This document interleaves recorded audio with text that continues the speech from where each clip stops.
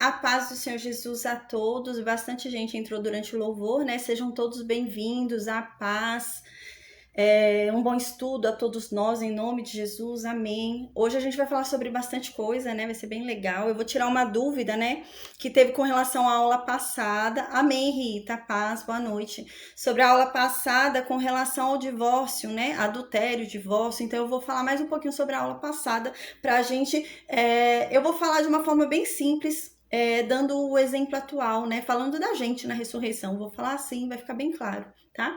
E fora isso, que a gente vai encerrar essa dúvida da aula passada, que seria sobre adultério e divórcio, a gente, nessa aula de hoje, a gente vai começar a falar sobre levirato, né?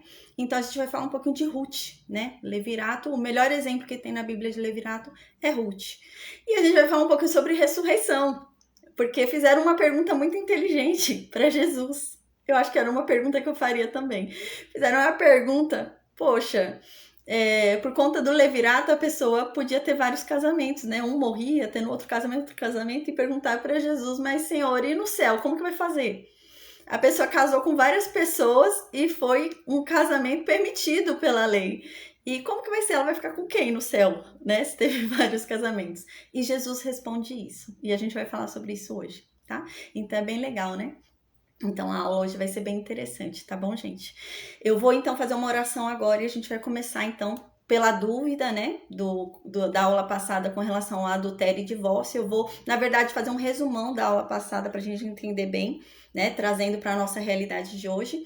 E então a gente começa a falar sobre o levirato, sobre Ruth, sobre Boaz, e começa a entender tudo isso, tá bom? E sobre ressurreição. Como vai ficar na ressurreição, né?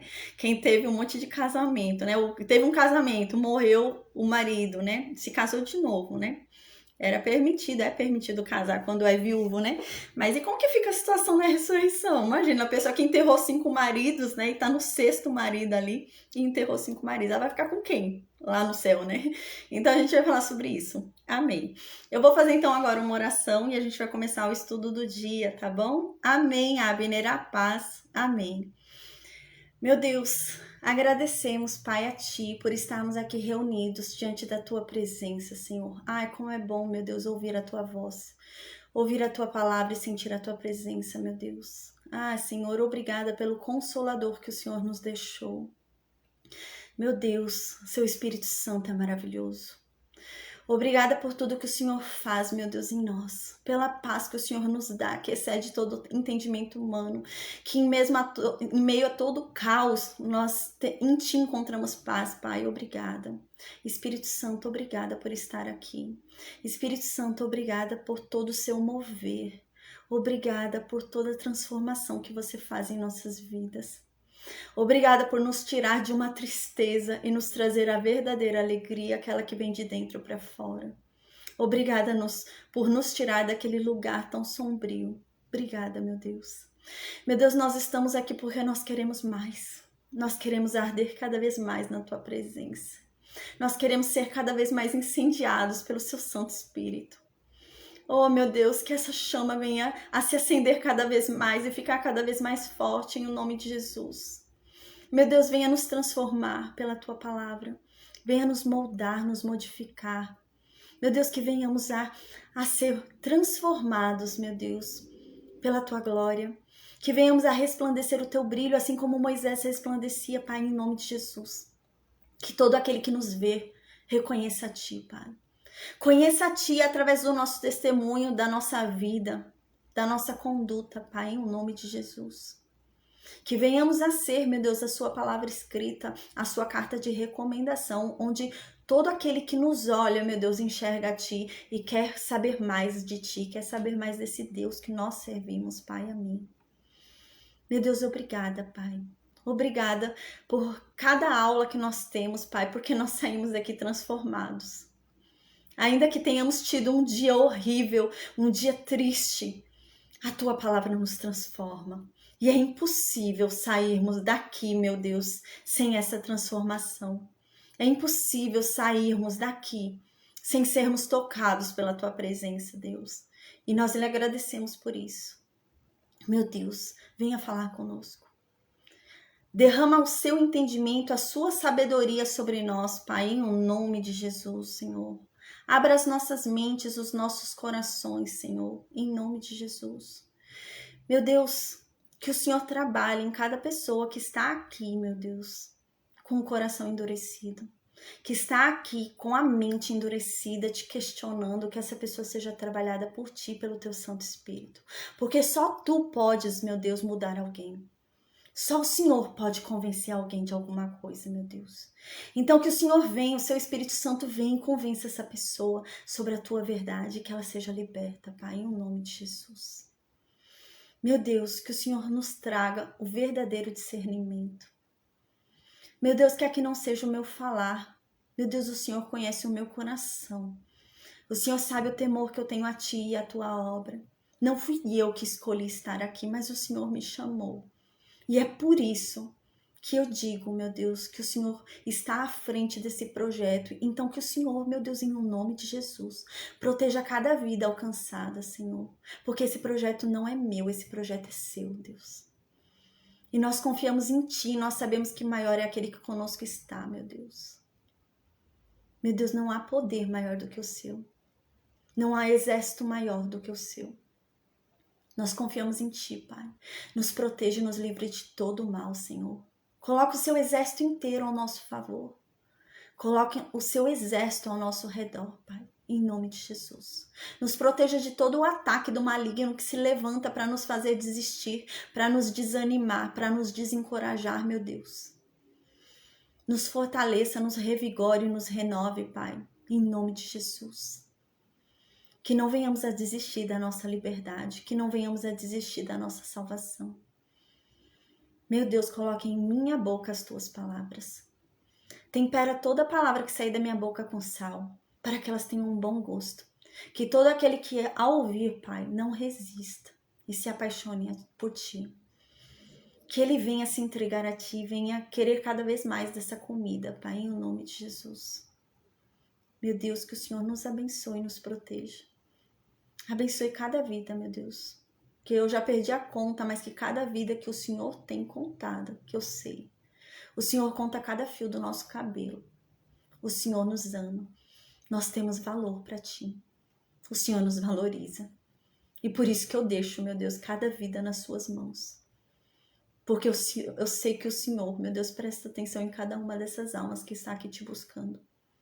Então que o Senhor, meu Deus, venha nos fortalecer.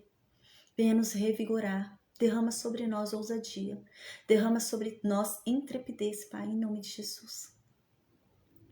Oh, meu Deus, que essa chama venha arder cada vez mais. E que seu brilho, meu Deus, a sua glória brilhe. Brilhe através de nós, através das nossas vidas. Que todos possam ver a tua glória por meio de nós. Em o nome de Jesus. Amém. Amém. Amém. Então agora a gente vai falar sobre Deuteronômio 25, né? Antes de falar sobre Deuteronômio 25, né? Eu fiquei bastante emocionada nessa oração, gente. Porque eu vou ser sincera, hoje eu passei o dia inteiro muito triste. Eu até chorei, sabe? Por conta de um evento pessoal que aconteceu ontem. E eu fiquei muito triste mesmo, sabe? Me abalou muito, né? E Deus me deu sabedoria para que eu não respondesse. Eu não falasse nada, né? Ficar quieto também é sabedoria. Sabe, às vezes a gente tá certo, mas a sabedoria está, né, em ficar quieto, gente. Você não precisa provar para ninguém que você tá certo. Às vezes você queima a energia tentando provar que você tá certo e você acaba gastando uma energia desnecessária e o negócio começa a ficar pior, né? Então, eu me senti muito injustiçada, né? Sim, tá no Facebook também, Cida. E eu me senti muito injustiçada, né? Então, eu me senti muito injustiçada, fiquei muito triste por conta do que aconteceu, né? É muito difícil quando você tem o seu chamado julgado. A pessoa questiona o seu chamado. É muito difícil, né? Mas eu sei quem foi que me chamou. E é por isso que eu entrego nas mãos de Deus e que Ele faça justiça no meu lugar, né? Porque não fui eu que escolhi estar aqui. Foi Deus que me chamou. E eu confio na justiça de Deus. Eu confio que Deus defende os dele, né? Então, eu entrego nas mãos de Deus. E assim como Deus defendeu a Moisés, quando Miriam e Arão falaram mal do ministério de Moisés. Eu creio nisso, sabe? Que Deus vai me defender. Então eu não preciso me defender. Mas dói. Dói você ser questionado. Sabe? Você ser questionado e a pessoa vir a questionar o teu chamado, vir a questionar a intimidade que você tem com Deus, né? A pessoa querer saber da tua intimidade com Deus, né?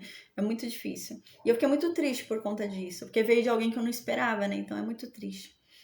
Então hoje eu passei o dia inteiro assim, nessa sensação de injustiça, né? E eu não falei nada, eu não respondi a pessoa, não falei nada. E eu vou continuar sem falar, não vou falar nada. Porque Deus é o meu defensor e Deus vai fazer justiça, amém, né? Então, mas é triste, né? É impossível a gente não sentir, né? É um sentimento normal, humano, a gente sente tristeza, né? Mas a gente tem um Espírito Santo que ele é consolador. A gente tem um Espírito Santo que ele nos traz um consolo de uma tristeza que não havia consolo. Então, eu comecei aqui hoje, né? Cheia de tristeza, né? Cheia de angústia, né? E eu tava muito triste quando eu comecei. Mas, gente, só de ter visto os rostos que entraram aqui, sabe? Pra assistir a aula, o Espírito Santo já veio e me consolou. Então, assim foi quando eu perdi os meus filhos também. Quem vai te consolar diante da dor de uma perda, né? Ninguém. Não há palavra que te console. A pessoa pode vir falar o que for, pode vir te dar um carro, um presente, o que for. Não há nada, né? Mas o Espírito Santo consegue trazer o consolo. O único lugar que a gente encontra o consolo para uma dor, né? Que não encontra em lugar nenhum. A dor de um estupro, a dor de uma violência, né? A dor de uma injustiça. Só o Espírito Santo traz consolo a isso. Só o Espírito Santo. Não há o que falem, não há lugar onde você vá que você vá ser consolado.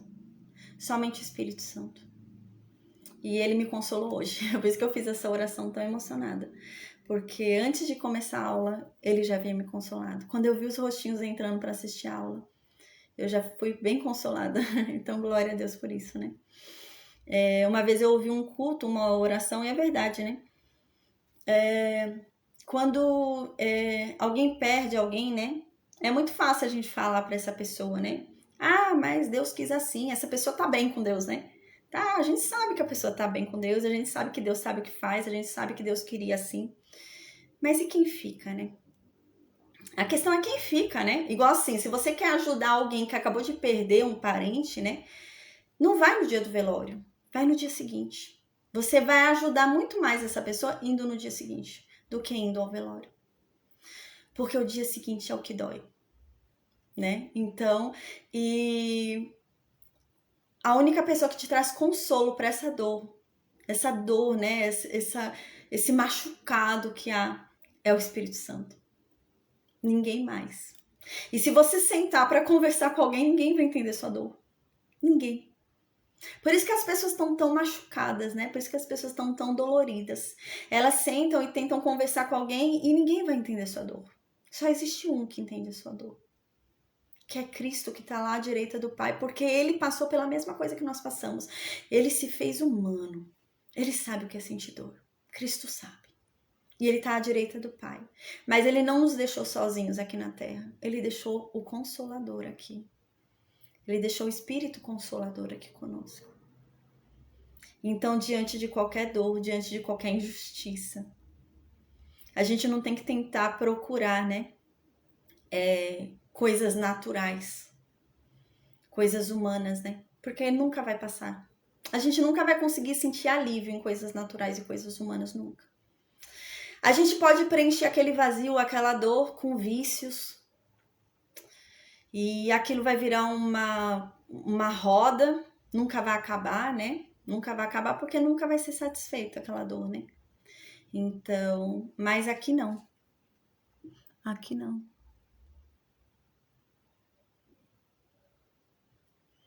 Isso mesmo. É na página Estudo Bíblico de Apocalipse a Gênesis. Lá tá passando ao vivo, tá? A aula. Então, é essa mesmo que você está mostrando, nessa página. Tá passando ao vivo a aula. Então, gente, é só o Espírito Santo. Só o Espírito Santo pode trazer consolo pra gente. Só o Espírito Santo convence a gente da verdade. Só o Espírito Santo convence a gente que tá no caminho errado. Só o Espírito Santo convence a gente que a gente é pecador, né? Não é a gente. A gente não faz nada, né? Jesus não veio para julgar, quem somos nós para julgar, né? Então é bem isso. E ontem, né, eu tava tão feliz, né, depois do que aconteceu na última aula, né? A última aula foi tão extraordinária, gente. Eu tô impactada até agora com a última aula, foi extraordinário. O que aconteceu, né? O Espírito Santo, como ele agiu. Porque foi o Espírito Santo, gente, não fui eu. Porque quando terminou a aula, sinceramente, eu não lembrava da maioria das coisas que eu falei. Porque não fui eu que falei, foi o Espírito Santo. Porque é o Espírito Santo que convence, é o Espírito Santo que convence e leva ao arrependimento. Né? Porque aquela pessoa, quando ela entrou e estava arrependida, não fui eu que fiz ela se arrepender. Foi o Espírito Santo que fez ela se arrepender. Né? Mas tem pessoas que querem colocar um negócio na sua cabeça à força, né? É complicado. Amém, amém. Então agora, gente, eu vou falar um pouquinho sobre a aula passada, tá bom? Na aula passada, eu falei um pouquinho sobre a lei, né? A gente lembra que a lei não são só os 10 mandamentos, né? A lei, ela é ampla, né? É composta por várias normas, né? Vários estatutos. Inclusive normas de casamento, normas com relação a roubar, quando um rouba o outro, o que vai fazer, né? Quando quebrar a propriedade do outro, o que você tem que fazer. Então, a lei, a aliança da lei é composta de tudo isso, né? Não é composta só dos 10 mandamentos, mas é composta de tudo isso aqui que a gente está falando. E na aula passada, a gente falou sobre isso, né? Na aula passada, a gente viu, né, que, na verdade, né, na aula passada a gente viu sobre isso, né? E a gente viu que a lei, né? A aliança da lei ali, né? Previu uma oportunidade de divórcio, né?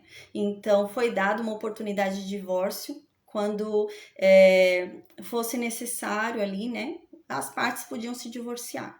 Né? Mas ia ser feito tudo de uma maneira legal, ia dar uma carta para a pessoa ia ter uma carta comprovando que ela foi divorciada, ela ia ter direitos, né? Ela ia ter direito, né, ao dote dela, a mulher, né? E ela ia poder voltar para casa dos pais dela e então casar de novo, né? E o homem é a mesma coisa, né? E a mulher desse homem não seria a segunda mulher, seria a primeira, porque o primeiro casamento é como se fosse anulado, né?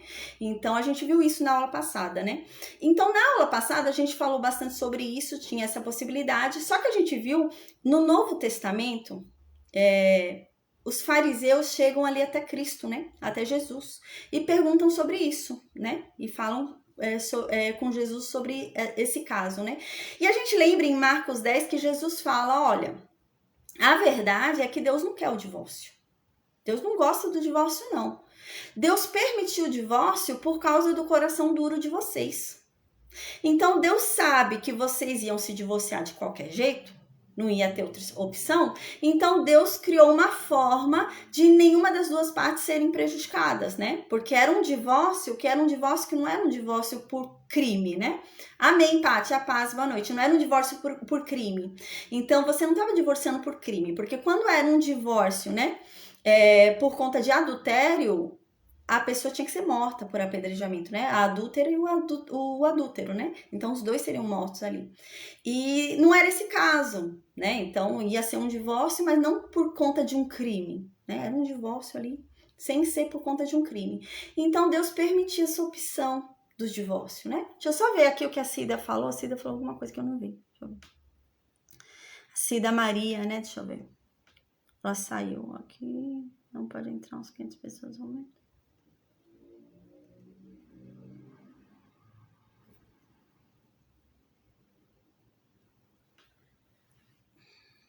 Então, o que acontece, né? Então, tinha essa possibilidade do divórcio, né? Que havia sido dada. Por que, Cida? Você está perguntando se pode entrar 500 pessoas?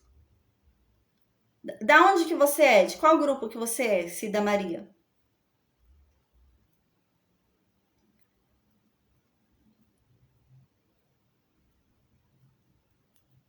Então, vou continuar. Raquel, fica de olho, tá? Então, o que diz aqui? A gente lembra que... Porque... já fica de olho, Raquel. Então, a gente lembra, né? Que Marcos 10, né? Em Marcos 10, Cristo falou, né? Os fariseus chegam ali, né, para Cristo e falam, o que foi que a gente pode se divorciar, o homem pode se divorciar da mulher, né? E Cristo falou, o que foi que Moisés falou para vocês, né? E eles falam, Moisés falou que pode, e ela pode casar de novo e o homem pode casar de novo. Moisés falou. Aí Jesus falou, mas Deus entregou essa lei para Moisés porque vocês são duros. O coração de vocês são duros, porque o interesse de Deus nunca foi esse divorciar. O interesse de Deus sempre foi se manter a união inicial, né? E Jesus ainda fala, a verdade é que ainda que não sejam separados por um adultério, ainda não haja morte, né? Não houve um adultério, mas foi dada a carta ali de separação, de divórcio para eles estão cometendo adultério. Por quê? Porque Deus uniu espiritualmente aquelas pessoas quando houve aquela primeira união ali. Então, espiritualmente, Deus uniu os dois. E o que Deus uniu, homem nenhum consegue separar. Então, ainda que eles se separem, comecem a ter relações com outras pessoas, homem nenhum consegue desfazer essa união que Deus havia feito lá atrás. Por isso eu digo que qualquer pessoa que tenha se separado de um relacionamento e começado um outro relacionamento é adúltero, né? Então Jesus disse isso. E eu quero falar agora sobre isso, né? O que acontece? Agora trazendo para a nossa situação, tá? Eu vou falar um pouco sobre a aliança da graça agora. Isso era na aliança da lei. A pessoa ia ser sempre adúltera na aliança da lei, né? O que acontece? Suponhamos hoje, a pessoa que você teve a primeira relação sexual, a pessoa com quem você perdeu a virgindade, né? Nesse sentido. Foi a ela que você foi ligado espiritualmente. Independente de casamento no papel, gente. Porque a ligação espiritual não se refere a um papel. A ligação espiritual se refere a uma união carnal. Onde os dois se unindo carnalmente, tem ali uma união tão completa que eles passam a ser um só. Espiritualmente falando. E essa aliança, ela é selada pelo ímen, né? Eu falei isso já em uma aula, né? Cientificamente falando, não tem nada que justifique aquele sangue ali, aquele ímen tá ali e sair aquele sangue, não tem nada. Não é para proteger a mulher de bactéria, não tem explicação científica, né? Eu estudei e não tem. Então, realmente parece uma explicação espiritual, né? Porque toda a aliança é feita o quê? À base de sangue. Então, o que acontece? Aquela primeira pessoa onde você perdeu a virgindade, com quem você perdeu a virgindade, foi a ela que você foi ligado espiritualmente. Ou seja, todas as relações que você teve depois dela foi adultério. É isso, gente. Eu não vou mentir, eu vou falar a verdade. Então, todas as relações depois foi adultério. Mas, o que acontece? Cristo morreu na cruz. E todo aquele que crê que Cristo morreu na cruz por nossos pecados e ressuscitou e nós ressuscitamos com ele, todo aquele que crê nisso tem todos os seus pecados perdoados. Ou seja, o adultério foi perdoado. Certo? Aí vem a questão, então eu preciso voltar para o primeiro? O adultério foi perdoado, mas houve uma ligação espiritual com o meu primeiro, né? Então eu preciso voltar para o primeiro? Não. Por quê? Porque a palavra de Deus diz que seus pecados não foram só perdoados, mas foram esquecidos, foram lavados, de forma que você não tem mais passado. Então é como se eu não tivesse tido relações lá atrás, entende? É nesse sentido. Porém, né, hoje nós temos todos os pecados perdoados. Nós temos todo o nosso passado lavado, esquecido. Eu já não tenho mais passado. Mas hoje eu sei a verdade. Hoje eu não posso pecar. Então hoje eu não posso adulterar. Então hoje, com quem eu tiver relações, é com essa pessoa que eu vou ser unida. E é com essa pessoa que eu tenho que ficar. Então é assim que funciona. Teve essa dúvida, né? Então eu tô esclarecendo. Porque assim, eu não sou mais conectada àquele que eu fui lá atrás. Porque meu passado foi apagado. Um novo ser nasceu. É como se tivesse nascido uma nova pessoa. Nasceu uma nova pessoa, né? Mas assim, trazendo pro nosso hoje, né? É como se não fosse eu, mas nasceu uma outra pessoa, tem outra pessoa aqui. Então, gente, é outra pessoa, ela não teve relações ainda, entende? É nesse sentido. Então, nasceu uma nova pessoa ali em Cristo, todo o passado dela foi esquecido, não existe mais passado aquela pessoa, não tem mais pecados, ela era uma adúltera, mas ela foi perdoada. Então, não é mais adúltera. Mas era. Mas não é mais porque foi perdoada. Né? Foi perdoada, todos os pecados dela foram perdoados, e não só perdoados, foram esquecidos. Então ela não precisa voltar para o primeiro, porque uma coisa é você ser perdoado, igual Cristo. Quando Cristo perdoa a adúltera, ela vai voltar para o marido dela, ou ela vai ficar sem ter relações com ninguém, né? Então Cristo fala, vai, não peque mais, ou seja, vai e volte pro teu marido, né? Então hoje nós não estamos nessa situação, porque ele falou com a adúltera antes do sacrifício na cruz. Então ela não tinha nascido de novo. Então ela ainda estava com o passado dela. O passado dela não foi apagado, né? Então ela tinha que voltar para aquela pessoa onde ela estava com a ligação espiritual. Mas hoje nós, né? Nós não temos mais passado. Nós fomos perdoados de todo o pecado e nós renascemos, somos uma nova criatura. Então essa nova criatura que renasceu não teve relações ainda, né? Espiritualmente falando é isso, gente.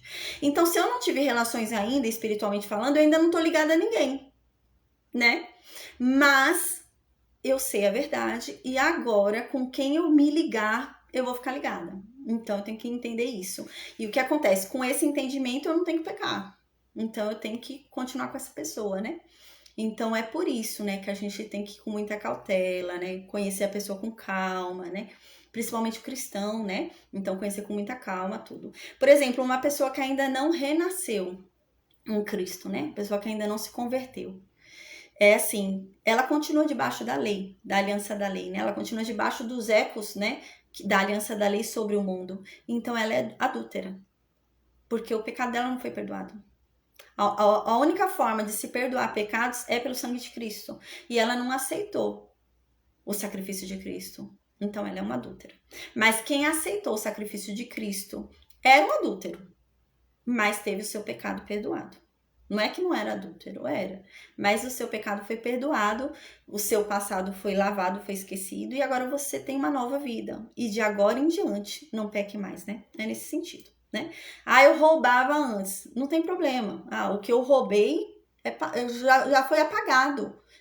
Deus não vai lembrar dos meus pecados passados. Deus não vai lembrar do quanto que eu roubei. Deus não vai lembrar das pessoas que eu matei. Eu matei. O importante é eu não continuar matando. O importante é eu não continuar roubando, né? Eu tenho que mudar. Então, essa é a questão, né? Mudar de agora em diante, tá? Então, essa era a dúvida da pessoa. Então, é essa a questão. Você não precisa voltar para o primeiro. Você renasceu em Cristo, você tem que ter essa consciência e de agora em diante você não pecar mais. Vá e não peque mais. Então é nesse sentido. Mas não é vá, não peque mais e volte pro seu primeiro, né? Às vezes você vai passar nervoso, vai passar vergonha, né? Mas não é nesse sentido. Vá e não peque mais. Então hoje você renasceu, uma nova criatura. Então você tem o discernimento da verdade, você sabe qual é a verdade, não peque mais. Hoje você sabe, né? E assim, se o que perdoou o seu pecado foi o sangue de Cristo, né? E se você rejeita a graça e continua pecando, já não há mais sacrifícios para você ser perdoado, né? Então é isso, a Bíblia diz isso. Então agora a gente vai falar sobre Deuteronômio 25, tá bom? Então, já tirada essa dúvida, né, que tinha sobre o adultério, falando de uma forma bem clara, né? Eu fui bem clara agora pra gente entender o adultério, e segundo o que Cristo fala. Então agora a gente vai falar sobre Deuteronômio 25. A gente vai falar sobre o levirato, sobre Ruth e sobre a ressurreição. Como que vai ficar esse caso? Como eu disse, né? O levirato era o quê? Era uma lei que permitia à viúva, né? Que dava o direito à viúva de ser redimida. Então a viúva não tinha filhos, não teve filhos, e ela tinha o direito de ser resgatada e ela ter filhos, né? Então o parente mais próximo vinha e redimia essa viúva, e o primeiro filho ficava sendo de quem morreu, né? É o mesmo caso lá que a gente estudou em Gênesis sobre Judá e Tamar, né? É a mesma coisa. Então é isso que acontece. Aí tinha essa condição, né, do levirato. E ela podia casar com um irmão, né? Aí, vamos dar esse exemplo para Cristo até, né? Então, suponhamos o caso de Judá, né? Judá tinha um filho que foi casado com essa mulher, a Tamar, né? O filho morreu. Aí, então, pelo levirato, né? Ela se casou com outro filho, o filho do meio dele. Ele morreu também. Pela lei do levirato, ela tinha que casar com o mais novo, né? Então aí surge essa questão, poxa, ela casou com 3 pessoas, né? O outro morreu e ela foi casando, né? Viúva, sendo viúva, foi casando de novo. Era viúva, foi casando de novo, viúva, foi casando de novo. Existe muito disso, né? Às vezes a pessoa foi 5 vezes viúva, né? E hoje tá no 6º casamento, e é tudo oficial, né? Tá casada mesmo. E como que funciona? No céu ela vai ficar com qual dos 6 maridos, né? No céu ela vai ficar com quem, né? E vai ter essa questão hoje, e Jesus vai explicar, Jesus vai falar sobre isso, e a gente vai entender um pouquinho, tá bom? Então diz assim no versículo 1: em havendo contenda entre alguns e vierem a juízo, os juízes os julgarão, justificando ao justo e condenando ao culpado. Se o culpado merecer açoites, o juiz o fará deitar-se e o fará açoitar na sua presença, com o número de açoites segundo a sua culpa. 40 açoites lhe fará dar. Eu vou ler até o versículo 3 e vou explicar. 40 açoites lhe fará dar, não mais, para que porventura, se lhe fizer dar mais do que estes, teu irmão não fique aviltado aos teus olhos. Em Provérbios 17:15 diz assim: o que justifica o perverso e o que condena o justo são abomináveis para Deus. Tanto um como o outro, né? Então, Deus não só abomina o perverso em si, mas quem justifica o perverso também é abominável a Deus. E aquele também que condena o justo também é abominável a Deus. É isso que está dizendo aqui. E no versículo 1 é isso que está falando. Assim, olha, se tiver uma briga, né? Vocês, essas pessoas que estão brigando, vão até o juízo da cidade. A gente lembra, né, que quando eles chegarem, né, distribuírem as tribos, né, vai ter em cada tribo, vai ter juiz, né, vão ter juízes ali, tribunais em cada tribo. A gente lembra, né, que esses julgamentos são feitos na porta da cidade, né, geralmente pelos anciãos, que são os mais sábios ali. A gente até lembra, né, que sobre os anciãos, né, houve a repartição do espírito que estava ali sobre Moisés, né, a gente lembra que foram chamados ali, né, os 70, né? Então é nesse sentido. Então os anciãos normalmente que eram os juízes, né? Então eles julgavam aonde? Na porta da cidade, né? E era onde tinha também comércio, tudo acontecia na porta da cidade, né? O centro da cidade não é o que a gente fala hoje centro. Ah, vou lá no centro, né? Não, era a porta. A porta da cidade era o que a gente chama hoje de centro, né? Que é o movimento da cidade, era a porta. E aqui diz isso, olha, tem pessoas brigando, né? E se elas estão brigando, se elas estão questionando alguma coisa, alguém tem razão, né? Elas estão ali questionando, as duas não estão concordando. Uma está falando uma coisa, outra está falando outra coisa. Um deles está falando a verdade. Um deles está certo, né? E é isso que está dizendo aqui. E vocês devem decidir, né? Vocês devem decidir, mas decidir corretamente. Vocês devem justificar o que está certo e condenar o que está errado. Não é decidir errado, né? Não é justificar quem está errado e condenar o justo, né? Vocês devem decidir corretamente. É isso que Moisés está falando. Aí no versículo 2, Moisés continua. E se a culpa que ele tem, né? Se o que foi levado ali aos juízes, aquele crime for punível, né? Por açoites, né? Porque tem crimes que eram puníveis assim somente por restituição. Você não precisava tomar açoite, você restituía a coisa e mais um quinto, né? Como indenização, porque você pegou o que não era seu, né? Mas existiam alguns crimes específicos que eram punidos com açoites, chibatadas, né? Então é isso que está falando. Se o crime for punido por açoites, você deve açoitá-lo. Mas como? Aqui vai dizer, porque senão, se você for deixar o que tem o direito a açoitar o outro, ele vai açoitar até não parar mais, né? Então agora vai começar a explicar como que tem que ser esse açoite para ser uma coisa justa, para ser uma coisa certa. Então vai dizer aqui, então o juiz da cidade ali que está decidindo o caso vai fazer esse homem se deitar ali na porta da cidade, gente, com testemunhas. Vai passar vergonha mesmo, vai passar ali, né, ser julgado ali. Então ele vai se deitar ali na porta da cidade, né, vai se ajoelhar ali, né, e na presença ali do juiz, né, ele vai ser açoitado, né? Então devia ter algum, né, alguém ali, né, algum general, alguém do exército, alguém ali para bater, né? E aí essa pessoa ia dar conforme os açoites que aquela culpa merecia. Mas no versículo 3 dá um limite. Não, porque senão a pessoa vai chegar e vai ser açoitada até morrer de açoite, né? Vão açoitar tanto até que a pessoa vai morrer sendo açoitada. E fala, não, vocês vão dar no máximo 40 açoites. No máximo. Mais que isso não. Mais que isso Deus não permite. Isso era lei, né? Então estava na lei. Se, por exemplo, eles dessem 41 açoites, eles estavam infringindo a lei de Deus, a aliança da lei. Né? Então era nesse nível. Aqui faz parte da aliança da lei. Então aqui, né, eles tinham que dar no máximo 40 açoites, né? Então aqui diz, né, para que esse irmão não fique aviltado aos teus olhos, ou seja, para que ele não seja muito humilhado. Ele tem que ser castigado, mas não ao ponto de sofrer uma humilhação tão grande, né? Um desprezo tão grande. Não, ele tem que ser castigado segundo a medida que tem que ser, mas não ao ponto dele sofrer uma grande humilhação e não aguentar nem mais viver em sociedade com vergonha. É nesse sentido. Então, ele devia tomar até no máximo 40 açoites. Mas de acordo com o crime que ele cometeu, podia ser 20 açoites, né? 2 açoites, 3 açoites, né? Então, ia mudando ali conforme o crime que a pessoa cometeu. A gente vai ver mais pra frente que Paulo vai falar que ele tomou 39 açoites, né? Ele vai falar várias vezes que tomou 39, né? E era a regra, agora era 39 no Novo Testamento, né? Provavelmente, né? A corda, né? Olha, o instrumento para dar chicoteada, né? Para dar os chicotes ali, né? Tinha 3 cordas, pelo que eu estudei, né? Na época do Novo Testamento, tinham 3 cordas. Então, não dá para dar as cordas, dar a chicoteada, né, até dar 40, né, porque não dá 3 vezes, não vai multiplicar por 40, né, então daria 39, né, 3 vezes 15 daria 39, eu acho que é 15, 3 vezes 15 aí daria 39, então faltaria uma. Então, eles preferiam dar assim do que dar a mais, por quê? Porque ia ser contra a lei, né, então Paulo fala isso, ó, eu fui açoitado pelos judeus com 39 açoites, né, que é o açoite da lei, né? Mas não é, o açoite da lei era até 40, né? Mas eles não iam dar até 40 porque tinham 3 cordas, então Paulo ia acabar recebendo, né, 42, né? 40, 41, 42.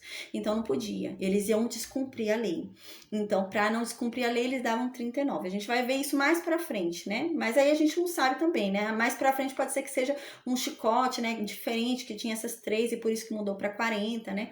Mas aqui, nesse tempo, ainda devia ter só uma, né? Talvez só Eu vi até, cheguei até isso, quando eu tava estudando, cheguei até a ver que era um tipo de pele de boi que eles usavam, né? Uma pele ali pra chicotear. Então, podia ser uma só também, listra, né? Antes, né? Mas no tempo de Paulo, realmente, eram 3 ali, por isso que eles dão só 39. Então, agora, no versículo 4, Moisés muda de assunto. Moisés fala de outra coisa. Aí Moisés fala assim no versículo 4. Olha, vocês não vão atar a boca do boi quando debulha. E eu fui pesquisar o que é isso. Eu não sei, né? Eu não sei o que é o boi debulhar, né? E eu fui pesquisar o que é. Muito interessante, gente. Achei muito interessante. O que acontece? Tinham 2 formas, né? Eu não sei se nessa época era tão assim, né? Talvez não, mas essas 2 formas têm o mesmo sentido. Uma forma mais primitiva que existia era eles espalhavam as espigas no chão, né? Espalhavam ali o trigo no chão, né? E os bois ficavam andando neles, né? Para tirar os grãos, né? Para que os grãos saíssem ali. E os bois iam fazendo esse trabalho andando ali pela terra, né? E o trigo ali no chão. Só que o que acontece? O boi ficava andando várias vezes para fazer isso, né? Uma outra opção que tem também que eu andei pesquisando, né? Eu não sei se era para esse tempo, né? Mas tinha essa opção também, é bem primitiva.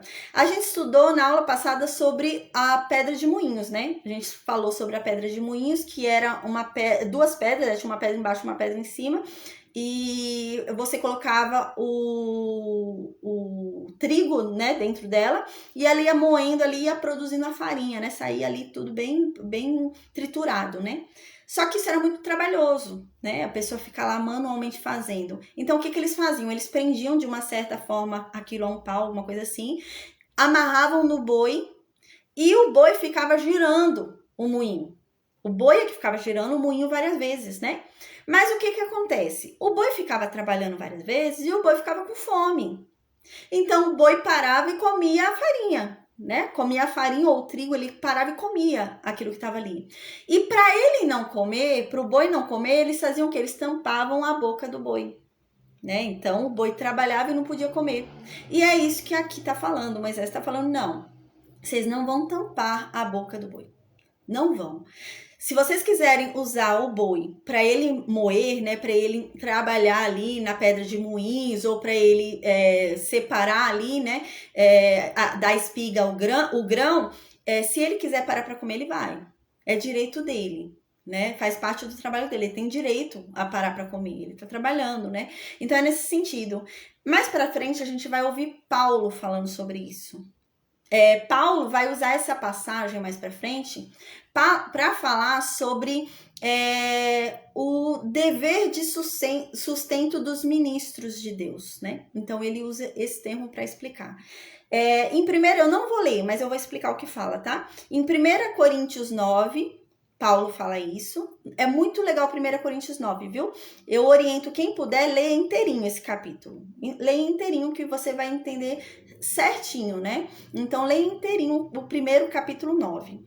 A outra disposição que há no Novo Testamento sobre isso é em 1 Timóteo 5. Mas eu aconselho a ler pelo menos 1 Coríntios 9, gente, o capítulo inteiro, tá? Vai ser bem instrutiva, vai ser bem legal. O que acontece? Paulo, mais pra frente, vai ter um problema. E ele vai falar ali pros coríntios, né? Parece que ele estava passando uma certa necessidade. Paulo ia lá pregar a verdade. A gente lembra que as pregações de Paulo eram longas, não eram pregações curtas, né? Eu até falei isso uma vez num culto, né? Hoje a gente vai pra igreja que é 10 minutos de palavra, né? Imagina, Paulo dava mais de 5 horas de pregação. Né? Então era esse o nível. Então Paulo pregava muito tempo. E Paulo então se invoca com isso. Por quê? Porque Paulo parece que estava passando fome e sede e não davam para ele de comer e de beber. Então Paulo fala assim: por acaso eu sou diferente de Pedro? Por acaso Pedro tem direito a comer e beber e eu não? Porque Pedro tem direito a andar com uma mulher que prepara comida para ele, né? Essa mulher anda sempre com Pedro ali e prepara comida quando ele para nos lugares para alimentá-lo, tudo. E eu não tenho, se eu tô fazendo a mesma coisa. Por acaso eu não como, não sou humano também? Então Paulo começa a falar isso, né? Nesse capítulo 9, mas é bem interessante. Aí Paulo diz isso, fala, não, eu também tenho direito, eu também tô aqui me enfadando de ensinar para vocês. E ele começa a falar isso, eu tô aqui há horas ensinando para vocês, e eu não consigo trabalhar, porque realmente eu tô ensinando há horas aqui, e eu não tenho nem direito de comer e beber. Aí Paulo ainda diz, eu não tô querendo enriquecer com o dinheiro de vocês, mas eu quero pelo menos comer e beber. Eu quero pelo menos as minhas necessidades. Parece que ele tava passando fome, sabe? O negócio era sério ali. E esse capítulo 9 é muito legal, gente, que Paulo fala. Ele dá uma chamada de atenção em Coríntios ali, né? Nos Coríntios. E ele fala isso, ele fala, gente, eu não tô querendo enriquecer as custas de vocês, né? E eu não tô falando isso também para que vocês venham agora e me deem um monte de dinheiro, não é isso, mas pelo menos a comida e a bebida, né? Eu tô aqui há horas pregando, nem beber, nem uma água me oferecem, né? Nesse sentido, e ele fala. Mas mais pra frente ele fala também. Ele fala, mas também, né? É bom que, assim, eu fico alegre, porque eu tenho do que me alegrar, né? Eu tenho do que me gloriar, né? Aí depois ele até corrige isso, mas ele fala, tenho do que me gloriar, porque eu não sou ajudado. Então, realmente, o que eu faço, eu sou ao ponto de me escravizar para pregar para vocês, para salvar vocês. Ele começa a falar isso, né? Então ele fala, realmente, eu me canso, eu gasto toda a minha força fazendo isso, mas tá bom, isso é bom, né? E eu não tem problema para mim. Ele fala assim, eu me tornei fraco para pregar para os fracos. Eu senti fome para pregar para quem tem fome.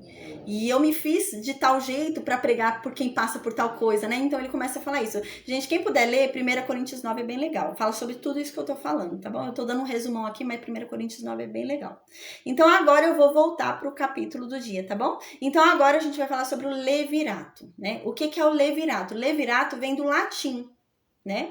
Então, levirato vem do termo já em latim, né? Provavelmente ali quando já havia a igreja romana, houve essa tradução e colocaram aqui esse termo, né? A gente vai estudar mais para frente sobre a igreja romana, né? Que o Estado e a igreja vão virar uma coisa só e vai ter a igreja romana, então vai começar a ter a igreja ali apostólica romana. A gente vai falar isso mais pra frente.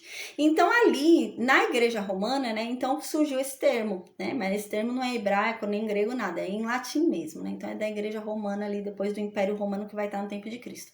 E vem esse termo levirato. O que é levirato? Levirato vem de levir, né, deixa eu só ver se é isso mesmo, levir, que é do latim, que significa cunhado.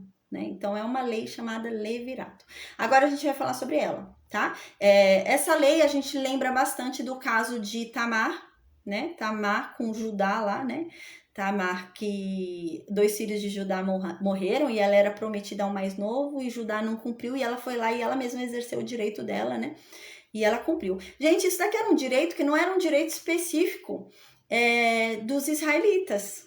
Era um direito antigo, de vários povos, assim, era comum isso entre os outros povos, né? Tanto é que a gente viu que Tamar foi atrás do direito dela, né? Enganou o sogro dela e engravidou do sogro dela, para cumprir o direito dela do levirato. Então, era um direito bem antigo, né? Mas agora, Deus vai trazer para a lei.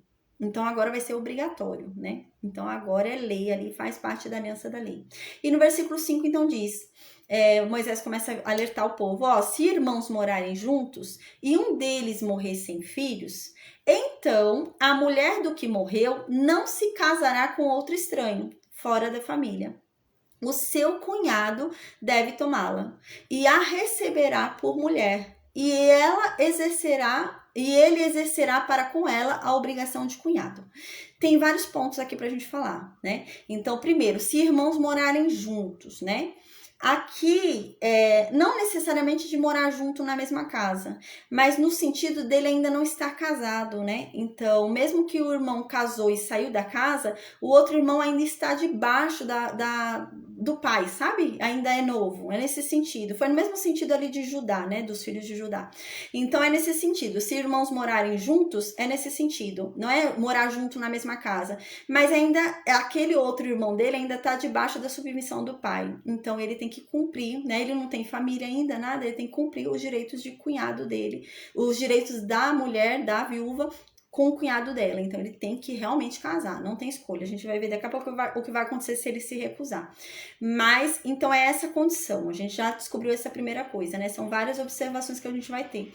Então, uma pessoa que não tem ainda, né, casado, não tem constituído família ainda, né?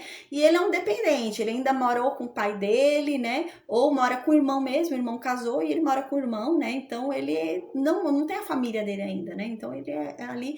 Então, sobrou para ele. Ele teria que casar com a viúva. E aqui diz mais uma coisa. O irmão, né, que morreu, ele tem que morrer sem filhos. Então, a viúva não pode ter filhos, né? Então, surge uma questão. Mas são filhos homens ou filhos homens e mulheres, né? Então, se ela tiver mulher, ela tem esse direito ou não?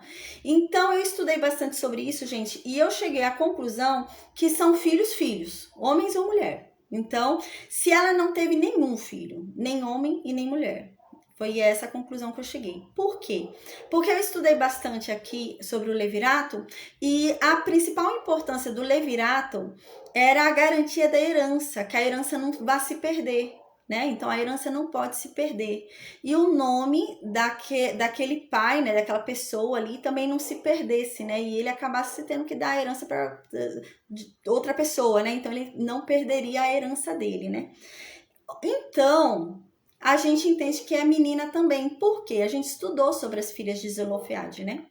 Então, a gente lembra que as filhas de Zelofeade ganharam algo incrível, que foi o direito da herança à mulher, né? Quando o homem só tinha tido filho à mulher, não tinha tido filho homem, a mulher tinha o direito à herança, né?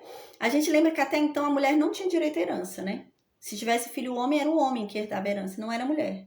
Mas as filhas de Zelofeade, a gente viu, requereram isso, eram 5 mulheres, né? A gente estudou, e elas não tinham irmão homem.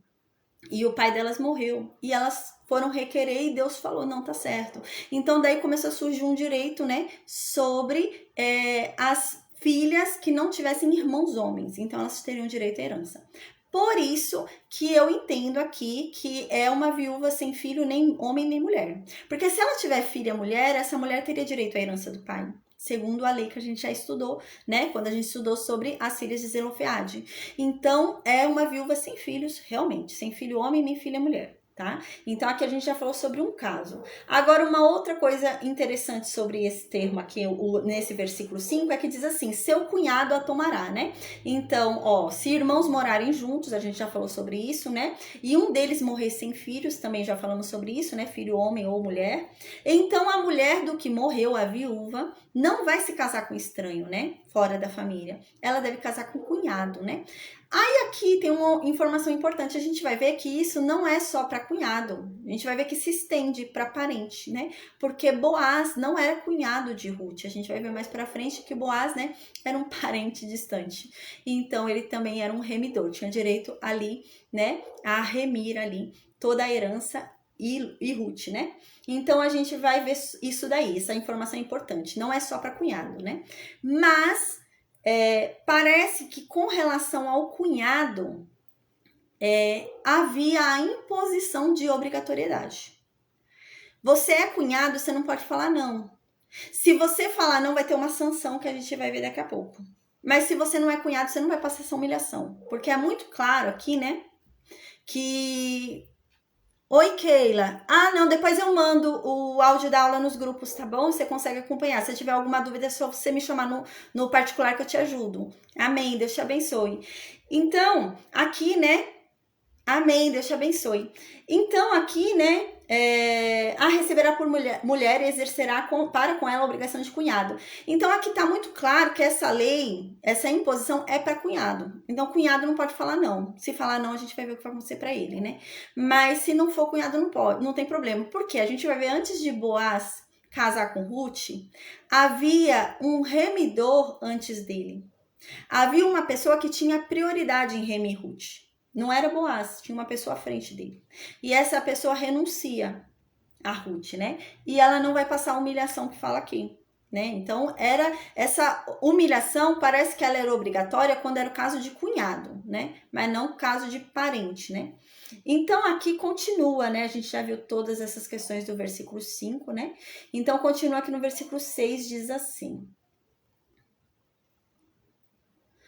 O primogênito que ela lhe der será sucessor do nome do seu irmão falecido, para que o nome deste não se apague em Israel. Então, aqui surge mais uma questão, né? O primogênito dessa mulher vai ser chamado pelo nome do morto. Não é pelo nome do remidor dela, vai ser chamado pelo nome do morto. É o mesmo caso de Judá, né? Que a gente estudou lá de Tamar. Então surge uma questão, e se essa mulher teve primeiro uma filha mulher, né? E o segundo filho é um filho homem. Então o filho homem é que vai ser chamado, né, pela herança do pai morto? Não. Não vai ser igual é o caso quando a gente estudou da consagração dos primogênitos, né? Quando a gente estudou sobre a consagração dos primogênitos a Deus, a gente viu que só são consagrados os primogênitos homens a Deus, né? As mulheres não eram consagradas a Deus, somente os homens. Então a gente lembra quando estudou isso, a gente viu, se a mulher tivesse tido 3 filhas mulheres e o 4º filho fosse homem, o filho consagrado a Deus, o primogênito, seria o homem, não seriam as 3 mulheres que eram mais velhas do que ele. Mas aqui não. Por quê? Porque o principal interesse da lei do levirato era a proteção da herança.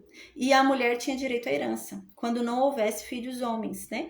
Então, como o primeiro filho dela puxaria a herança do pai morto, viria com o nome do pai morto, podia ser uma filha mulher.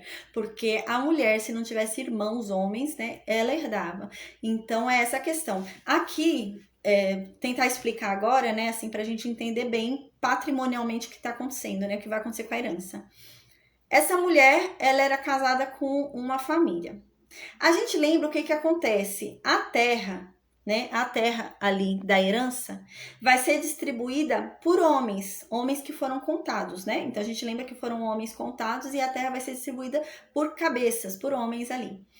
Então o que acontece? Esse homem dessa mulher, né, teria uma terra. foi chamado pela cabeça dele, ele teria uma terra. Aí um outro homem teria outra terra, mas eles são parentes, né? Mas são duas terras diferentes. Então, a mulher desse homem, né, de uma das terras, ficou viúva. E o parente que redime ela, o parente mais próximo que redimiu ela, foi o da outra terra.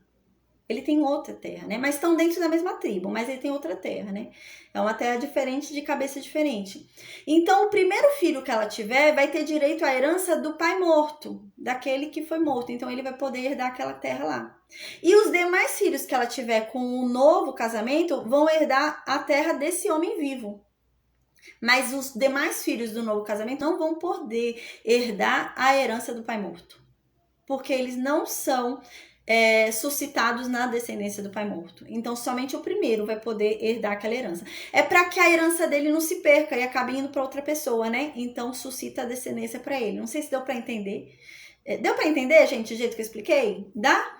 Então, é nesse sentido, sabe? Para não ficar perdida a herança. Porque senão a pessoa não vai conseguir suscitar a herança e vai ficar perdida a herança dela. Então, a mulher dele vai casar com outra pessoa, só que essa pessoa também tem terra, né? Então, ela casa com o outro que tem terra, vai ter o primeiro filho dela vai herdar o terreno desse morto, né? Mas os demais filhos dela não. Os demais filhos dela vão herdar o terreno do vivo. Não podem herdar aquele terreno do morto, porque aquele que herdou o terreno do morto vai ser chamado pelo nome do morto, né? A gente vai ver que isso vai acontecer com Ruth, tá? Então, aqui, né? Eu anotei uma passagem aqui do Novo Testamento. Deixa eu ler para vocês. Oi, Osvaldo. Amém, de Angola. Amém, glória a Deus, que bom, Deus abençoe. Que bom que você tá conseguindo assistir, tá tarde aí já, hein? É quase uma vigília, mas Deus abençoe, que bom, Deus te abençoe, que bom que você tá conseguindo acompanhar ao vivo. Então agora eu vou falar um pouquinho sobre o Novo Testamento, tá bom? A gente vai ver um pouquinho o que Cristo falou sobre essa questão que eu falei no início da aula. O que acontece? Imagina a situação. A mulher... Atos, você de Atos, você tem alguma dúvida? Você quer falar alguma coisa? Tá aparecendo para mim como Atos. Você tem alguma dúvida? Não? Amém. Você fala de... Ah, tá bom, imagina. Amém. Então, em Lucas, né, o Evangelho de Cristo, segundo escreveu Lucas, vai falar algo muito interessante. Porque agora surgiu uma questão, né? Essa mulher, imagina, ela pode casar com um monte de gente, né? Imagina. Aí acontece igual aconteceu com Tamar. Ela casa com o irmão, morre. Próximo irmão morre. Próximo irmão morre. Próximo irmão morre. Todos os irmãos morrem, né? E aí?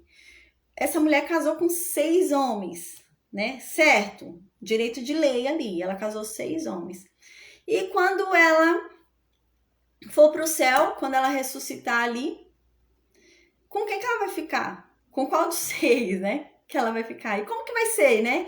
Vai ser meio constrangedor, né? Os outros 6 vão ficar olhando e ela lá com o primeiro, né? Como que vai ser? Então perguntam isso para Cristo, é bem legal, gente. Aí diz assim, Evangelho de Cristo segundo escreveu Lucas, capítulo 20, 27 ao 40. A gente vai falar um pouquinho sobre o que são os saduceus também. Imagina, já é meia-noite aí, né? Amém, amém, glória a Deus, Osvaldo, amém. Então a gente vai falar um pouquinho sobre os saduceus, gente. Eu vou explicar o que são os saduceus, porque a gente vai ter que falar um pouquinho sobre os saduceus agora, tá? Os saduceus eram opostos aos fariseus. A gente vai ver isso no Novo Testamento, havia um conflito ali entre eles, né? E a gente vai entender o que era, eu vou falar agora. Diz assim, né? Em Lucas 20, 27 ao 40. Chegando alguns dos saduceus, o que eram os saduceus? Existiam os fariseus e existiam os saduceus. Os saduceus eram como os fariseus, eles eram poderosos. Tinha até gente mais poderosa entre os saduceus do que entre os fariseus, né? Mas havia uma diferença entre eles. Os saduceus, eles eram uma seita. O que eles entendiam? Eles não aceitavam os profetas. Então, eles entendiam, eles estudavam e aceitavam somente o Pentateuco. Então, eles não aceitavam Isaías, não aceitavam nenhum profeta, Jeremias, não aceitavam nada. Então, eles não aceitavam esses livros, eles não entendiam isso, não aceitavam. né? Então, esse é o primeiro ponto dos saduceus. Os fariseus aceitavam, né? Então, esse é o primeiro ponto. Ele era uma seita em oposição aos fariseus, né? Fora isso, né, eles reconheciam apenas o Pentateuco. Fora isso, eles não acreditavam em ressurreição, enquanto que os fariseus acreditavam e os saduceus não. Então, havia um conflito ali. Os saduceus, eles eram bem materialistas. Eles entendiam que Deus não podia interferir na humanidade, na prática humana. Tudo o que acontecia era por culpa do homem, o homem que levou aquilo e pronto, Deus não ia interferir. E eles eram muito materialistas, né? A gente vai ver mais pra frente, quando a gente for estudar sobre Cristo, a gente vai ver que os saduceus e os fariseus, eles se uniram contra Cristo. Eles nunca se uniam para nada, mas quando foi contra Cristo, eles se uniram porque era um inimigo em comum para eles, né? Os fariseus tinham medo de Cristo, porque Cristo, né, era ali perigoso para os fariseus, e os saduceus também tinham medo de Cristo, né? Então os dois entram em comum acordo ali para entregar Cristo, né? Mas eles eram opostos. Os fariseus e os saduceus brigavam. Eles não se entendiam. Só nessa coisa de Cristo, nessa época de Cristo, eles se uniram para ir contra Cristo. Mas a gente vai falar sobre isso mais para frente. Então, eles não acreditavam na ressurreição. Então, eles não acreditavam no juízo final, porque eles não acreditavam na ressurreição. Então, eles acreditavam que ninguém ia ter juízo, ninguém ia ser julgado, entende? Então, eles eram meio assim, eles achavam que simplesmente você tinha que cumprir a lei, né, cumprir o Pentateuco, para que você vivesse mais tempo nessa terra. Eles entendiam isso, os saduceus, era uma seita. Eles entendiam que você tinha que cumprir o Pentateuco para viver mais tempo nessa terra, viver mais anos, né, e para que você prosperasse. Então, para que você ganhasse bem, era só uma questão material para eles, né? Então, eles entendiam que ninguém ia ressuscitar. Eles entendiam que ninguém ia ressuscitar, eles entendiam que a vida não tinha sentido nenhum. A gente vai ver que Jesus vai falar sobre isso. Jesus vai falar que ressuscita sim, a gente vai ver agora. E eu tô explicando bem isso porque a gente vai ver que Jesus vai falar sobre isso. E Jesus, quando fala com os saduceus, ele sempre fala com fundamentos no Pentateuco. Porque não adiantava Jesus falar com os saduceus usando os profetas. Os saduceus não aceitavam os profetas. Então, Jesus fala com os saduceus usando o Pentateuco, para provar para eles que pelo Pentateuco existe sim, né, juízo final, ressuscitação. Então, Cristo sempre fala sobre o Pentateuco com os saduceus, e a gente vai ver isso agora também, que vai acontecer isso. Então, eles não acreditavam no juízo final, porque eles não acreditavam na ressuscitação, então eles acreditavam que não haveria um juízo final. Então, eles seguiam a vida adoidado, né? Não acreditavam que iam ser julgados. Eles não acreditavam na imortalidade da alma. Eles não acreditavam que a alma era imortal e que haveria um juízo onde a alma seria condenada ou seria salva. Eles não acreditavam nisso. Então, era cada um por si, seja o que quiser. O que tem para hoje é bom, né? Eles não acreditavam em anjos e eles também não acreditavam em demônios. Então, eles não acreditavam em nada disso. Eles eram bem desapegados de tudo, né? Era nesse sentido. Então, agora eles chegam ali para questionar Jesus, né? Então diz isso, eles chegam, esses saduceus, né? Chegaram alguns saduceus ali, né? E aqui diz em Lucas, né? São homens que dizem não haver ressurreição, né? Eram homens que diziam não haver ressurreição.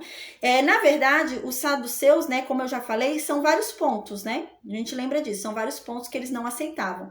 Mas Lucas frisa aqui sobre a ressurreição porque Cristo vai falar sobre a ressurreição, né? Então a gente sabe que há várias características de um saduceu, né? Não é só não acreditar na ressurreição. Mas como Cristo vai falar sobre a ressurreição, Lucas já chama a nossa atenção a isso. Olha, eles não acreditam na ressurreição. Então, se Lucas está chamando a nossa atenção para isso, é porque ele vai falar sobre isso, né? Então é sempre assim. A Bíblia chama a nossa atenção para algo que ela vai falar. Então, aqui Lucas está pedindo para a gente prestar atenção nisso, que saduceus não acreditam na ressurreição. Por quê? Porque Cristo vai provar para eles que existe a ressurreição. Então, os saduceus chegam para Jesus e perguntam: Ô mestre, Moisés nos deixou escrito que se morrer o irmão de alguém, sendo aquele casado e não deixando filhos, o irmão dele deve casar com a viúva e suscitar descendência ao falecido, né? Só que acontece o seguinte, Jesus, né? Eles falam: tem um irmão nosso, né? E esse irmão tinha 7 irmãos, né? E o primeiro foi e casou. E ele morreu sem filhos. Aí o segundo foi e casou com a viúva, né? E o terceiro também, né? Ele foi, casou e morreu. Aí o terceiro foi e casou também com a viúva e morreu. E assim foram 7. Foram 7 casando com ela e morrendo. E por fim ela morreu também. E ela casou com 7 e morreu. Aí eles falaram, ó, por fim ela morreu também. Então, e agora, Jesus? Já que existe ressurreição, me explica aí. Essa mulher, no dia que ela ressuscitar, ela vai ser esposa de qual deles? Já que ela foi casada com 7, né? Vai chegar lá, ela vai ressuscitar, vai casar com, vai ser esposa do primeiro e os outros 6 vão ficar olhando, né? Ou ela vai ser esposa do último e os 6 primeiros vão ficar olhando. Como que vai ser a situação, Jesus?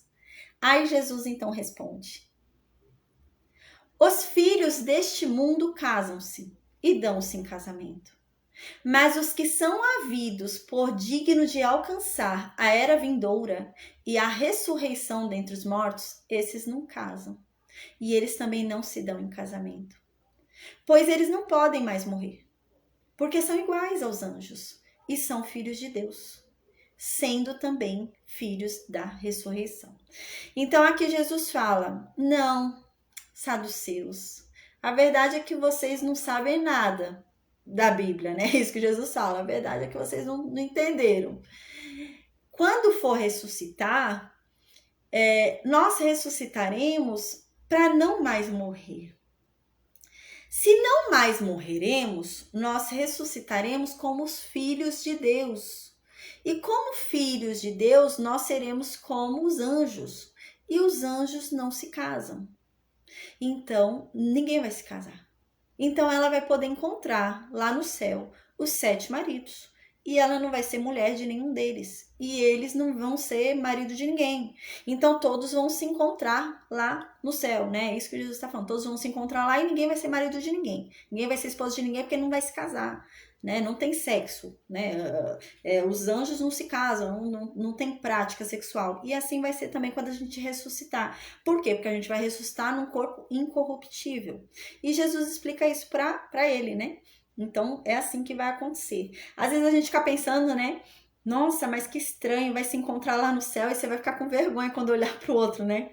Que vai lembrar, né, daquelas coisas, tem coisas que a gente olha e sente vergonha, né? Aí você olha pro outro, tem tanta intimidade que você chega a ter vergonha daquilo, né? Mas a Bíblia diz que nesse lugar, quando a gente for para lá, o que hoje nos causa vergonha não causará lá. Então a gente vai olhar pro outro que viu a gente pecando feio aqui, que a gente tem vergonha do pecado que a gente cometeu. E quando a gente encontra ele hoje na rua, a gente fica meio com vergonha, né? Lá no céu, se ele se converter, né, também, você vai encontrar com ele e não vai sentir mais vergonha. Então é nesse sentido. Essa mulher vai encontrar os 7 maridos que ela teve na terra e ela não vai ter vergonha. E eles não vão ter vergonha dela. Então você vai encontrar quem viu seu corpo, quem teve algo com você, quem viu seu pecado, quem etc. E você não vai sentir vergonha, né? A Bíblia diz isso. Então é nesse sentido. Então agora Cristo vai falar sobre a morte. Vai falar para os saduceus, ressuscita sim. Os mortos vão ressuscitar sim. Então agora Cristo fala isso. Depois de ter explicado que na ressurreição não teremos sexo, né? Nós não casaremos, né? Depois de explicar isso, Jesus, agora Jesus fala assim para os saduceus. E que os mortos hão de ressuscitar, Moisés o indicou. Então aqui Cristo está falando, e que os mortos vão ressuscitar, até Moisés escreveu. Vocês seguem o Pentateuco, vocês acreditam em tudo que está no Pentateuco, mas Moisés também falou sobre ressuscitar, e aí, né? Então Jesus está falando isso para eles. Então aqui Jesus fala, olha, e Moisés disse isso no trecho referente à sarça. Quando Moisés estava ali, Moisés fala assim: Senhor Deus de Abraão, de Isaac e de Jacó. Aí Jesus fala assim para os saduceus. Então Jesus fala, olha, quando Moisés fala que Deus é Deus de Abraão, de Isaac e de Jacó, Moisés não está falando que Deus é Deus de Abraão, Isaac e Jacó mortos. Porque Deus não é Deus de morto. Então, Moisés está falando que Deus é Deus de Abraão, de Isaac e de Jacó vivos, que ressuscitarão. Porque Deus não é Deus de morto. né? Então aqui Jesus fala isso para os saduceus, tenta comprovar para os saduceus, né?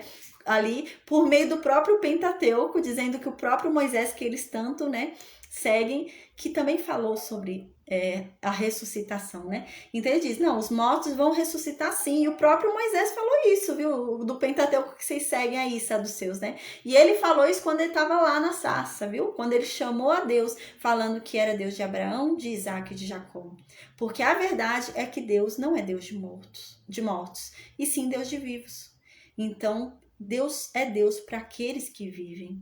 Então, ele chamou a Jacó, Isaac e Abraão e eles vão ressuscitar. É isso que Jesus estava querendo dizer, né? Que realmente vai ter a ressurreição. A ressuscitação, né? Então, no versículo 7, voltando para a aula de hoje, continua. Porém, né, agora vem a vergonha se o cunhado recusar. Aí o cunhado não quer cumprir os deveres de cunhado com a viúva do irmão. Então vem aqui no versículo 7 e fala, aí o homem se recusou a tomar a cunhada, né? Então a cunhada vai fazer o quê? A cunhada vai cheia da razão, cheia do direito dela, lá na porta da cidade, que é onde tem o julgamento, né? Onde estão os anciãos lá, os juízes. Então ela vai chegar lá nos anciãos, lá no julgamento, e vai dizer o seguinte, olha, meu cunhado está se recusando a suscitar descendência para o irmão dele. Ele não quer exercer comigo a obrigação que ele tem de cunhado, né? Eu sou viúva, o irmão dele morreu sem filhos e ele não quer. Quer que a herança do irmão dele se perca. Aí no versículo 8, então, os anciãos vão chamar esse homem, né? E vão falar com ele, vão tentar convencer esse homem a cumprir os deveres dele de cunhado. Aí o homem, ele pode continuar falando que não vai, né? Então aqui diz, se ele continuar insistindo que ele não quer tomar a viúva, né, exercer os direitos dele de cunhado, então, no versículo 9 diz, então, diante dessa recusa, a cunhada vai se chegar a ele na presença dos anciãos, lá na porta da cidade, olha a vergonha. Aí lá na porta da cidade, isso, com os anciãos, os mercadores, gente, porque a porta da cidade era lugar de tudo, né, era o point, né, era a porta da cidade. Então aqui diz que ela vai se chegar ali na porta da cidade, na presença dos anciãos, dos juízes ali, né, e vai tirar a sandália do pé do cunhado dela. Eu já vou explicar por que a sandália do pé. E vai cuspir no rosto do cunhado dela. E dessa forma ela vai protestar e vai dizer, assim deve-se fazer ao homem que não quer edificar a casa ao irmão dele, né? A sandália, a gente vai ver sobre isso no livro de Ruth. Quem quiser entender um pouco mais sobre remidor, né? Lê Ruth 4. Ruth 4 vai explicar isso, porque em Ruth 4 ele descalça o sapato dele, ele vai tirar o sapato dele, né? Então explica tudo isso. Passo a passo sobre o trâmite tem em Ruth 4, é bem legal pra gente estudar. Então, né, o que acontece? A sandália era um sinal de posse. Era como se fosse assim, você pisa com a sandália e aquilo é sua propriedade, como se fosse nesse sentido, sabe? Naquele mesmo tema, onde você pisar, a planta do seu pé será seu, sabe? Nesse sentido. Então, a sandália era um sinal de posse, era um sinal ali de posse de algo, né? Tanto é que a gente vai ver que com Ruth, o primeiro remidor dela vai renunciar a Ruth. E como é a forma que ele renuncia a Ruth? Tirando o sapato dele. Então, ele vai tirar o sapato dele, renunciando a Ruth e entregar para o próximo remidor, que é Boaz, né? Porém, aqui não havia mais ninguém para ele entregar, né? Ele era o único remidor aqui, esse cunhado. E ele não quer cumprir os deveres dele de cunhado nem pensando, nem de nenhum jeito. Aí, então, ela vai descalçar a sandália dele. É diferente. No caso de Ruth, se você ler lá Ruth 4, é o próprio remidor dela que vai tirar a sandália dele. Ela não vai tirar, é ele que tira. Mas agora aqui, ela está sendo recusada diante dos juízes da cidade, né? E ele tinha o dever de obrigação e parece que só ele tinha, né? Não tem outra forma, tinha que ser ele. Então, diante disso, ela vai protestar dessa forma, vai retirar a sandália do pé dele, né? Ali, e vai tomar a sandália do pé dele, né? Vai ficar com a sandália do pé dele. E ele vai ter que andar descalço, esse homem, né? Ele vai ter que voltar até a casa dele descalço. Isso também é importante a gente falar sobre isso, porque andar descalço era um sinal de humilhação. A gente vai ver mais pra frente um momento, né, onde Davi ele vai sentir um grande terror e vai se humilhar grandemente, né? E ele vai andar descalço em sinal de humilhação, né? Então o descalço, né, andar descalço, era um sinal de humilhação. Então esse homem está sofrendo uma humilhação, mas não é porque ele renunciou, mas é porque ele está sendo impulsionado. Ela pegou a sandália dele, né? Então é algo mais forte, né? Para vocês conseguirem entender bem o que está acontecendo aqui, o ideal realmente é ler Ruth 4. Eu aconselho ler Ruth 4 também, junto com a Coríntios 9 que eu falei, né? Então, amém, Cláudia, amém, Deus abençoe. Então, né, aqui diz que além de tirar a sandália do pé dele, né, em sinal de humilhação e de sinal que ele não quer, né, tomar posse, né, de algo que ele deveria, ela vai cuspir no rosto dele. Era muito comum, a gente vai ver no Novo Testamento muito disso. Eles tinham o costume de cuspir quando eles desprezavam algo. Cuspir, até hoje é assim, né, dizem, né? Então, lá no Oriente, né? Então, cuspir era o sinal de desprezo, sinal de nojo, né? Então, essa mulher ia cuspir no rosto. Pra gente ter uma ideia da gravidade do que tá acontecendo aqui, mais pra frente a gente vai ver que as pessoas, quando andavam do lado de alguém que era doente, estava doente, as pessoas cuspiam no chão, onde essas pessoas doentes estavam. Isso era um sinal de desprezo àquela pessoa, né? Um sinal de nojo, um sinal de... Fizeram, a gente lembra que cuspiam até com Jó, né? Quando a gente estudou sobre Jó, a gente lembra que acontecia isso, cuspiam ali, né? E mais pra frente a gente vai ver isso também, que cuspiam ali em sinal de desprezo, né? Com cegos, né? Leprosos, então eles cuspiam em sinal de desprezo. Cuspia no chão. E cuspir no chão já era um sinal de desprezo tremendo. Imagina, essa mulher vai cuspir no rosto, diante de todos os anciãos, na porta da cidade, onde estão todos os mercadores, está todo mundo lá, e essa mulher cospe no rosto desse homem. Era muita humilhação.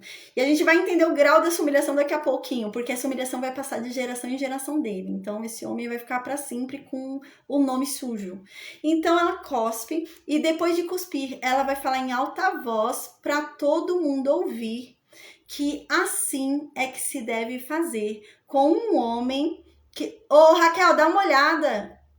É assim que deve se fazer com um homem que não quer, né, edificar a casa do seu irmão, que não quer suscitar, né, descendência ao seu irmão. É assim que deve se fazer, né? Então, agora, deixa eu ir continuando aqui. Pera aí, Raquel, acho que foi por engano, mas fica de olho. Então, Ruth 4 é legal a gente dar uma lida para entender bem, tá? Esse contexto, como é que funciona. Porque, nossa, Ruth 4 passa o passo a passo de como era feito, tá? Esse processo, né? Então, no versículo 10 diz: e o nome da sua casa se chamará em Israel a casa do descalçado. Gente, aqui tá querendo dizer que, assim, ele não quis suscitar descendência pro irmão, né, e tomar a viúva. Ele podia depois tomar uma outra esposa, né, nessa época podia, né, mas ele tinha o dever de suscitar descendência ao irmão, e ele se recusou. Aí o que acontece depois? Ele vai casar, né, ele vai casar, vai ter filhos, né, e é isso que tá dizendo aqui no versículo 10. Depois, quando ele casar, quando ele tiver filhos, a mancha vai se estender a toda a descendência dele. Os filhos dele vão ser manchados, todo mundo vai ser manchado ali, né? Vai se estender por toda a descendência dele essa mancha, né? Então seria uma vergonha para toda a descendência dele, né? A casa do descalçado, assim, quando a gente lê hoje, né? Sim, Raquel, se começar muito, sim. Pode, Raquel, pode. Você excluiu, Raquel, não? Ah, obrigada. Então, no versículo 10, né? Obrigada. Amém. Deus abençoe. Então, no versículo 10, né? Se ficasse quieto, ficava, né? E com a graça de Deus se converte, mas fica querendo causar. Então, no versículo 10 diz, né? E todo mundo chamaria a descendência dele e os filhos dele, todo mundo, toda a casa dele seria a casa do descalçado. Quando a gente lê hoje, né? A casa do descalçado, que bobeira, né? Parece uma bobeira. Lá, a casa do descalçado, que bobagem, parece piada, né? Mas, gente, isso era muito sério. Era uma coisa séria, a casa do descalçado, ninguém andava descalço, né? Era muita humilhação. E você ser chamado de a casa do descalçado é a mesma coisa de ser chamado a casa da humilhação, a casa da vergonha, sabe? É nesse sentido, né? É que pra gente, a gente não consegue entender direito quando a gente fala a casa do descalçado, que bobeira, né? Mas é como se fosse a casa da vergonha, né? A descendência inteira dele vai ser, olha lá, ali é a casa da vergonha, ó. Ó, ele mora lá na casa da vergonha, né? É nesse sentido. Aí no versículo 11, então, continua. Agora no versículo 11 vai falar sobre outro tema. Diz assim no versículo 11: quando brigarem dois homens, um contra o outro, e a mulher de um chegar para livrar o marido da mão do que o fere, e ela estender a mão e pegar o outro homem pelas vergonhas dele, então deve-se cortar a mão dessa mulher, sem piedade. Você não deve ter dó dela. Parece que era algo muito comum isso, né? Parece que era muito normal esse tipo de atitude. Então, os homens brigavam, tinham dois homens brigando, e a mulher, para ajudar o seu esposo, ia lá e pegava nas partes íntimas do outro homem, de propósito. Não era um que tocou sem querer, não é nesse sentido. É pegar de propósito para machucar, para ele parar de brigar, entende? Para ele ficar com dor, né? Então ela pegava com força para machucar ele e ele parar a briga. Era nesse sentido. Então era de propósito. Ela estendia a mão de propósito para machucar ele e ele parar. E é isso que está falando aqui. Se ela fizer isso, ela vai ter a mão cortada. Então não é que esbarrou sem querer, não, era um ato que elas faziam de propósito para parar a briga. E às vezes o que acontece? O outro ficava machucado e ele continuava apanhando, porque o marido dela continuava batendo, mas ele estava sentindo dor, né? Então aí está falando aqui, não vai fazer isso. E se ela fizer, vai ter a mão dela arrancada. A pena dela vai ser cortar a mão dela, né? Aí no versículo 13, então agora vai falar de algo que a gente já havia visto antes também. Fala, na tua bolsa não terás pesos diversos, um grande e um pequeno. O que acontece? As pessoas tinham balanças, né, para comprar. Você ia no comércio e comprava com balanças. E tinham alguns espertinhos que tinham balanças diferentes, né? Então, quando era para ele comprar algo, a balança dele era mais leve. Quando era para ele vender, a balança dele era mais pesada, para que ele ganhasse mais, né?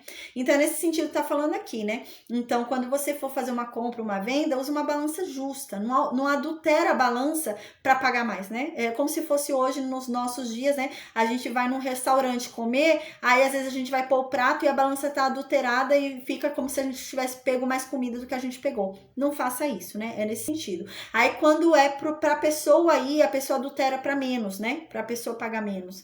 E era isso que acontecia muito. Então, eles adulteravam. Aí, no versículo 14 diz, na tua casa não terás duas sortes de efa, um grande e um pequeno. O que acontece? O efa era uma medida de secos, né? Então, era uma medida para pegar farinha, né? Então, era coisa assim seca. Aí, a pessoa tá vendendo, né? Então, fala, eu quero um efa, né? A gente lembra que o efa era a medida, a própria medida, né? Então, eu quero um efa, né? Então, ela tinha um potinho pequeno de um efa quando ela fosse vender, e um potinho grande de um efa quando ela fosse comprar, para ela comprar mais, né, para ela pegar mais do que é. E quando ela fosse vender, ela venderia o valor do efa, só que ela venderia menos, né? E ele está dizendo aqui, não faça isso, venda o justo, faça o justo, né? Então no versículo 15 continua, terás peso integral e justo, efa integral e justo, para que se prolonguem os teus dias na terra que te dá o Senhor teu Deus, né? Então você deve ser justo. Aqui fala sobre efa integral também, né? Por quê? O efa não devia ser adulterado. Igual, por exemplo, eu quero um efa de farinha de trigo. Aí eles misturavam com a farinha de trigo outra coisa, né? Não pode. Tem que ser farinha de trigo pura, né? É isso que está dizendo aqui. Não misture outra coisa para tentar enganar, né? E venda a quantia certa, seja justo. Aí no versículo 16 continua, porque é abominação ao Senhor teu Deus, todo aquele que pratica tal injustiça. Quem faz isso é abominável para Deus, né? Porque tá tentando enganar o outro, ou ser esperto em comprar mais do... De qualquer forma, tá querendo enganar o outro, né? Então, isso é abominável para Deus. Você tem que amar o seu próximo, não tentar enganar o próximo, né? Aí no versículo 17 continua. Aqui no versículo 17, 18 e 19, Moisés vai falar um negócio que parece que não tem nada a ver, né? Mas não, a gente vai ver que, na verdade, o que Moisés vai falar agora no versículo 17, 18 e 19 vai acontecer só no reinado de Saul. Vai demorar ainda muito tempo para acontecer. A gente vai ver isso acontecer mais ou menos, porque Saul vai pisar na bola com Deus. Vai ser no reinado de Saul. Aí diz assim no versículo 17: lembra-te do que te fez Amaleque no caminho, quando saías do Egito. A gente estudou isso em Êxodo 17, faz muito tempo. A gente viu isso em Êxodo 17, quando esse povo saiu do Egito, eles estavam chegando ali no Sinai. Eles se cansaram, se fadigaram da viagem, né? E alguns ficaram para trás, porque estavam muito cansados da viagem. E os amalequitas, né? A gente lembra que Amaleque, né, é descendente de Esaú, né? Então, os amalequitas vieram e pegaram e mataram os que estavam lá atrás cansados e desprotegidos. Eles já tinham acampado, estavam lá descansando, cansados, ficaram para trás. E os amalequitas vieram na surdina, roubaram e mataram aquele povo. Aí a gente lembra que estudamos isso em Êxodo 17, o que aconteceu? Depois disso, o que houve? Moisés, né, reuniu todo o povo e o dia seguinte eles saíram para a guerra, né? A gente lembra que eles foram guerrear com os amalequitas. E a gente lembra que foi aquele evento que quando Moisés levantava os braços, Israel vencia. Quando Moisés baixava os braços, Israel perdia. Foi nesse evento.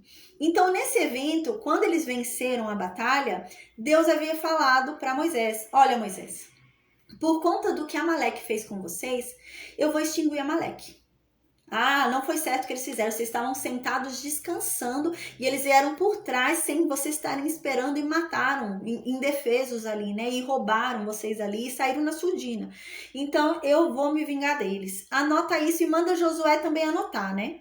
E é isso que vai acontecer agora. Ele vai lembrar sobre isso, né? Moisés vai falar: ó, gente, lembra que Amaleque fez aquilo com a gente lá atrás, há 40 anos atrás?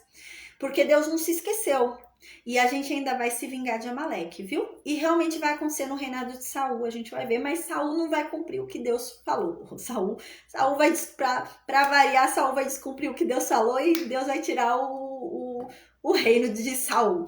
Então no versículo 17 diz isso, né? Moisés falando: gente, se lembrem o que Amaleque fez com vocês, que fez com a gente, né? Quando a gente estava saindo do Egito. Como ele veio ao nosso encontro no caminho e atacou a gente por trás. Eles atacaram todos os que estavam cansados lá atrás, os que estavam desfalecidos e tinham ficado para trás porque estavam cansados. O povo já estava ficando para trás porque estava cansado. E eles atacaram esses, né? Os mais idosos, mais cansados, os que não estavam preparados para a guerra. Então aqui diz, né? Eles vieram e atacaram a retaguarda, atacaram os que estavam lá atrás, né? Os que estavam mais cansados, né? Os que estavam mais fatigados, né? E Amaleque, os amalequitas não tiveram temor a Deus, né? Ao fazer isso. Aí no versículo 19 continua: quando, pois, o Senhor teu Deus te houver dado sossego de todos os teus inimigos em redor, na terra que o Senhor teu Deus te dá por herança para possuires, apagarás a memória de Amaleque de debaixo do céu. Não te esqueças disso. Então, isso era uma promessa aqui, né? Aqui já era um aviso, que era para isso se cumprir. E realmente a gente vai ver que Deus vai falar que chegou a hora no reinado de Saul. No reinado de Saul, Deus fala: Saul, chegou a hora. Vai lá e mata toda a malequita. Mata toda a malequita, todo boi, todo animal, tudo que respira. Eu quero que morra, né? E Saul não vai matar. Para variar, Saul vai deixar o rei vivo, vai pegar os animais, né? E Saul depois vai voltar na maior cara, né, lavada, e vai falar para Samuel: olha, eu fiz direitinho. E Samuel vai falar: não fez, Saul. E como que eu tô ouvindo aqui barulho de boi, Saul? O que é isso, Saul? E Saul vai falar: não, mas eu achei por bem pegar os animais, tão bonitinhos, tão bonzinhos os animais, eu vou sacrificar para Deus, Deus vai gostar. E então Samuel fala: Saul, e por acaso Deus se agrada mais de sacrifício do que de obediência? Mais vale você obedecer. Deus não quer sacrifício, Deus quer obediência. Então é nesse momento, né? Aí a gente lembra que Deus então vai tirar o reino de Saul. E então depois a gente já vai ver Davi ser ungido, tá bom? Então amém, gente, amém. Hoje a gente vai encerrar aqui a aula. Amanhã a gente vai ter aula também, amém? A gente vai falar sobre Deuteronômio 26, tá bom? Amanhã a gente vai falar sobre as primícias. e mais um pouquinho sobre dízimo, né? Mas assim, amanhã a aula é bem tranquila, porque é tudo que a gente já viu, gente? Então a gente vai falar sobre aquela condição do dízimo que de 3 em 3 anos tinha que ser entregue ao pobre, né? Então amanhã eu vou falar sobre isso de novo, que vai passar no Deuteronômio 26, Moisés vai relembrar o povo disso, que de 3 em 3 anos não é para entregar o dízimo lá no templo, para deixar disponível nas suas cidades e ajudar os pobres, né? Mas só que vai ter um trâmite, a gente vai ver que quando eles forem entregar as primícias, eles vão ter que falar determinadas coisas, tem todo um ritual.